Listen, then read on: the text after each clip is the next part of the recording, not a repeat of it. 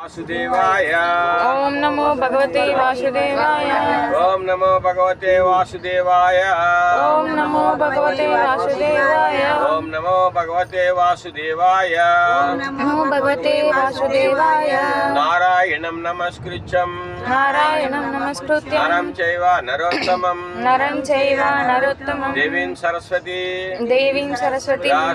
व्यासं ततो जयमुदीरये नष्टप्रायेषु भद्रेषु नित्यं भागवत सेवया भगवती उत्तम श्लोके भक्तिर्भवति नैष्टिकी श्रीमद्भागवत महापुराण ग्रंथानिकी भगवद्गीता महाशास्त्रानिकी అనంత కోటి వైష్ణవ బృందకి హరే కృష్ణ.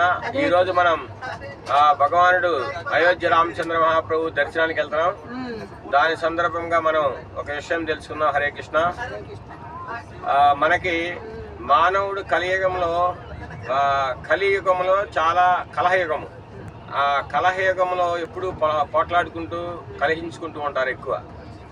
ఇలాంటి యుగంలో మనిషి మనం నిరంతరం సతతం కీర్తయంతే భగవంతుడిని నిరంతరం కీర్తన చేయాలి. ఆ నిరంతరం కీర్తన చేస్తేనే కలి నుంచి మనం రక్షించుకోగలుగుతాం. కలి మాయలో ఉన్న మానవుడు ఎవరో కూడా సుఖపడలేరు.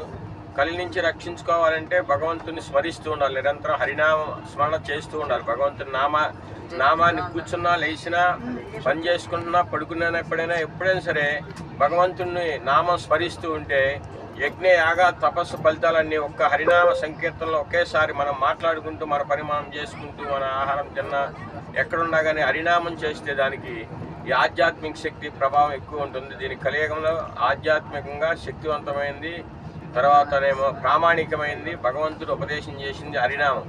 ఆ హరినామాన్ని ఎప్పుడు కూడా స్మరిస్తూ ఉండాలి. లేకపోతే కలి పురుషుడి ప్రభావానికి మనిషి చింతకు గురయ్యి మానవ జన్మను వృధాగా పోగొట్టుకుంటాడు. చాలా బాధలు సంభవిస్తూ ఉంటాయి. ప్రకృతి వల్ల, తర్వాత క్రిమికీటకాల వల్ల, తర్వాత మానవుల వల్ల, దేవతల వల్ల, అది భూతం, అది దైవం, అది భౌతికం, ఇవన్నీ వ్యాధులు మనకు వస్తాయి. ఇవన్నీ బాధలు వస్తూ ఉంటాయి. అందువల్ల కలి పురుషుడు చాలా అన్నిటికన్నా శక్తివంతమైన వాడు. అది కూడా భగవంతుడి యొక్క శక్తి మాయ అనేది. దాన్ని తప్పించుకుంటాం ఎవరి వల్ల కాదు.